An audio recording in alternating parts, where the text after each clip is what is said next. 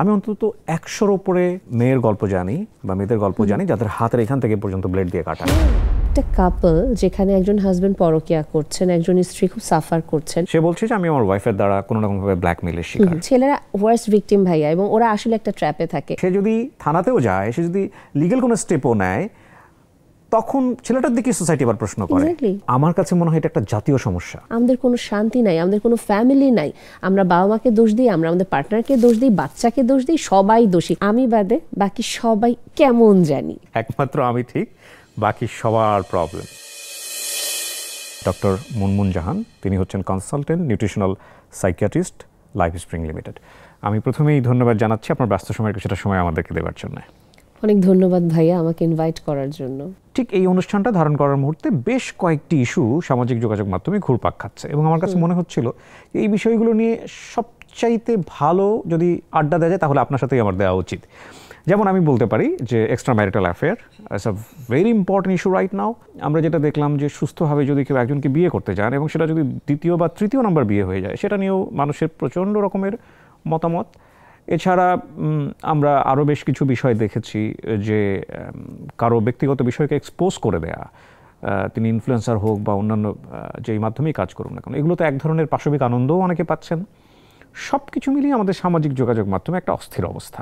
Basically আমাদের ভিতরে প্রচণ্ড রকম একটা অস্থিরতা কাজ করে, এবং আমরা আসলে কেউ মানসিকভাবে স্থির না, এবং আমরা কেউ না আসলে যে প্রপার যে শান্তিটা এটা আমাদের ভিতরে নেই। আমরা অনবরত সবাই শান্তি খুঁজছি, এবং আমার ভেতরে ডিপ ডাউন ইনসাইড এটা মনে হয় যে আমি তো ভালো নেই। সোশ্যাল মিডিয়াতে আপনি যখন আপনার একটা লাক্সারিয়াস, একটা লেভিশ লাইফ দেখাচ্ছেন, একটা অ্যাডভেঞ্চারাস থ্রিলিং লাইফ দেখাচ্ছেন, আমি দেখি ভ্লগগুলা, আমার ভালো লাগে, বাট ডিপ ডাউন ইনসাইড যেই দিন আমি একটু দেখি যে আরে এইখানে তো ঝামেলা আছে, আমার আপনি যে শব্দটা ব্যবহার করলেন যে একটা পাশবিক আনন্দ, কিছু ক্ষেত্রে নিজের ইগো স্যাটিসফাইড হয় যে শুধু আমি একাই কষ্টে নেই, সেও কষ্টে আছে, শুধু আমি আসলে একাই খারাপ না, এই মানুষটাও খারাপ।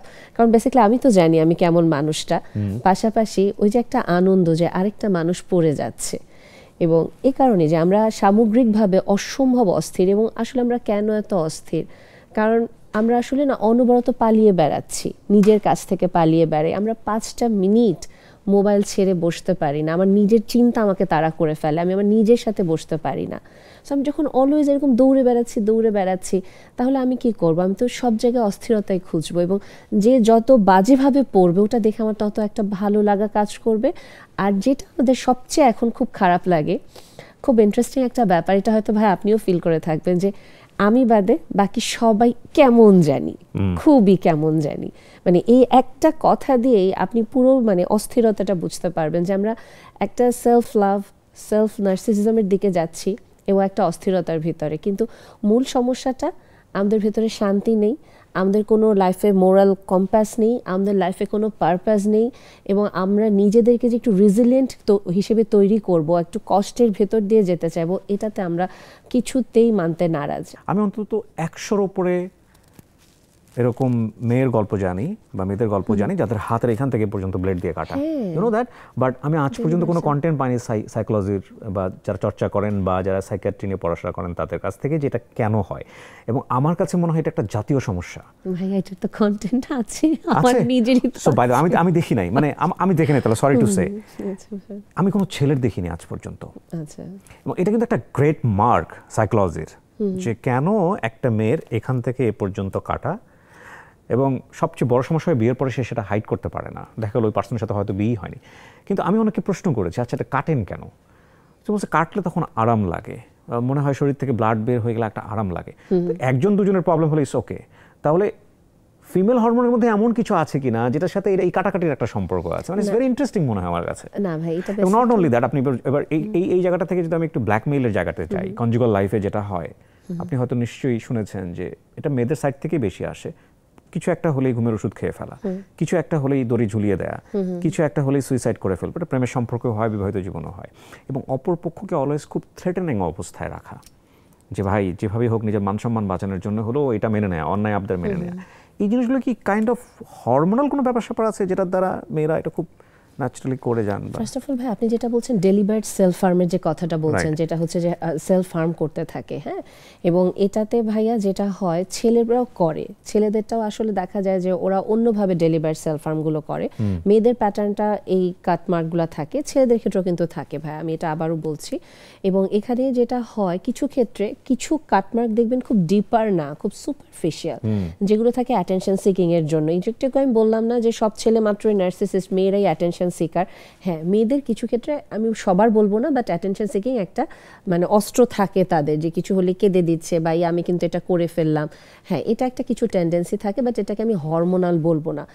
এবং আলটিমেটলি একটা জিনিস কি, যে আমাদের মেয়েদের ভিতরে আমরা প্রচুর পরিমাণে ইনসিকিউরড, এবং আমরা অ্যাকচুয়ালি কিভাবে আমাদের ইমোশনটাকে আমরা এক্সপ্রেস করব, মানে এই কাটাকাটি বিষয়টা কিন্তু আমাদের সাউথ এশিয়ান কন্টিনেন্টেই বেশি হচ্ছে নাকি দেশের বাইরে? বাইরের কান্ট্রিতে। এবং এটা তো কিছু ক্ষেত্রে ভাইয়া বর্তমানে স্টেটাস কিউ বাচ্চাদের ভিতরে, টিনেজদের ভিতরে, যে আমার ফ্রেন্ড কাটছে, ওর কিছু ভালো লাগে না, ও খুব লোনলি ডিপ্রেস থাকে, সো আমি একটু কেটে দেখি তো কেমন লাগে। এটা কিন্তু শুধু আউট অফ ডিপ্রেশন না, আউট অফ ব্ল্যাকমেইল না, এটা অনেক সময় ওরা আউট অফ কিউরিয়াসিটি এটা করে, যে ও কেটেছে, দেখেছি ভালো লেগেছে, আমারও রাগ উঠছে, সো আমি একটু দেখি তো করে কেমন লাগে। এবং বাচ্চাদের কিন্তু এই যে পিয়ার প্রেশার বা টিনেজারদের ভিতরে এইটা কিন্তু ট্রেন্ড হয়ে যায় অনেক সময় ভাইয়া।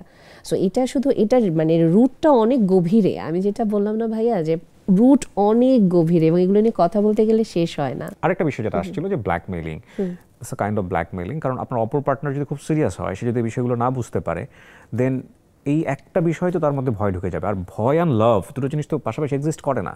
এবং এই ক্ষেত্রে আমি অলওয়েজ যেটা বলি, যে ফার্স্ট অফ অল আপনি যদি দেখেন উনি ছেলে হোক মেয়ে হোক যেই হোক আপনাকে ব্ল্যাকমেইল করছে, যে উনি এরকম আত্মহত্যা করবেন বা এরকম সিভিয়ার কিছু করবেন, বাট আপনি ওনার সাথে আর থাকতে পারছেন না, বা ওনার আচরণ খুব ডেঞ্জারাস, রিস্কি, আপনি ওনার ফ্যামিলিকে ইনফর্ম করেন।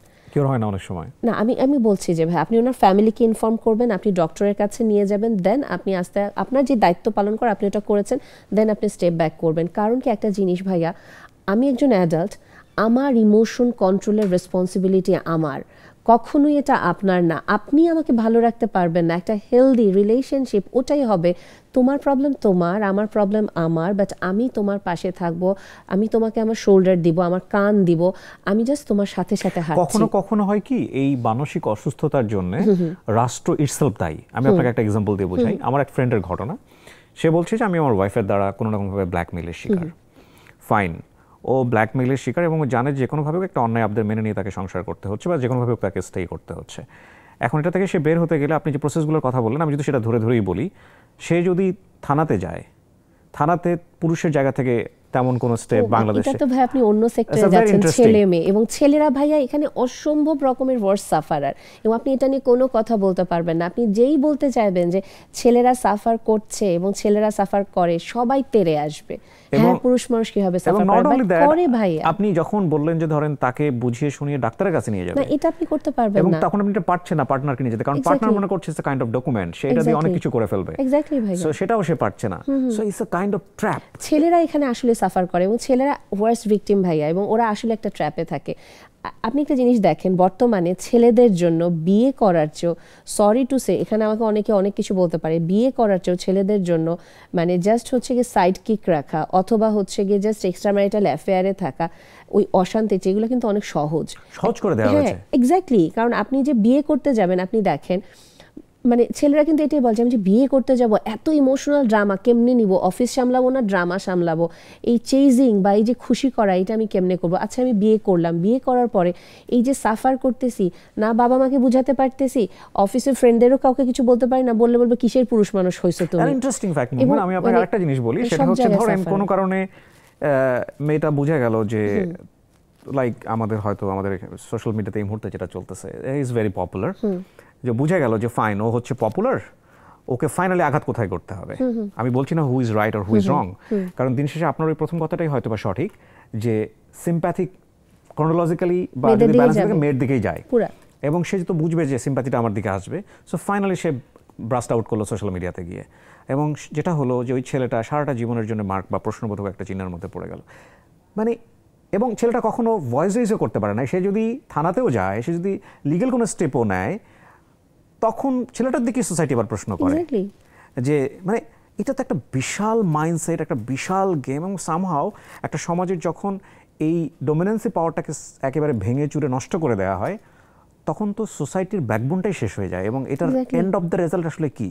এন্ড অফ দ্য রেজাল্ট ভাইয়া এই যে সংসার নাই, এক্সট্রা ম্যারিটাল অ্যাফেয়ার হচ্ছে, আপনি নিচে পড়ে গেলে আমার পাশবিক আনন্দ হচ্ছে, এবং আমি আমার নিজের ভিতরে কোনো শান্তি নাই, আমি শান্তি খুঁজে বেড়াচ্ছি, এবং আমি এই যে কোথাও আমি স্থির না, আজকে 2 দিন ওই দিন 2 দিন। বা এথিক্সের জায়গাটাকে গোড়াতেই যেটা ভেঙে দেওয়ার দরকার সেটা খুব সূক্ষ্মভাবে ভেঙে দেওয়া হচ্ছে। আসলেই তো এখানে আপনি যখন দেখবেন যে মানে ধর্ম তো আসলে এত কঠিন কিছু না ভাইয়া।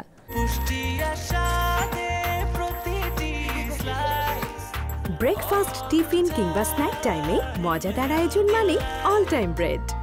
এই যে এত প্রশ্ন করি কেন যে এই জিনিসটা কি এটা আসলে করা উচিত কিনা, কারণ ডিপ ডাউন ইনসাইড আপনি জানেন এটা করা উচিত না, এটা আপনার উইজডম বা আপনার হিকমা আপনাকে বলতেছে, বাট ওই যে আপনার মনে একটু করি না কি হবে, একটু করি না কি হবে, ওই যে ওটা করতে করতেই তো আপনি সব কিছু ভাঙছেন, এবং আপনার কোনো মোরাল কম্পাস নাই। আপনার বর্তমানে আমরা বলি কি আমরা হচ্ছে গিয়ে মানে যেটা আমাদের পূর্ব সমাজ বলে আসছে যেগুলো ভালোর জন্য আমরা ওইটা ফলো করব না, আমরা আল্লাহকে ফলো করি না, বাট আমরা তো ইবাদত করি, আমরা পূজা করি। কিসের পূজা করি? আমরা নিজের ইচ্ছা, নিজের ফ্রি উইলের পূজা করি, এবং ওই ফ্রি উইলের পূজা করা বা ইবাদত করতে গিয়ে আমরা কি করছি?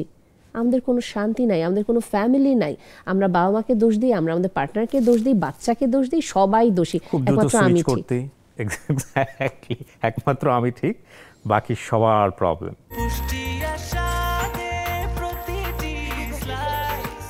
ব্রেকফাস্ট, টিফিন কিংবা স্ন্যাক টাইমে মজাদার আয়োজন মানে অল টাইম ব্রেড।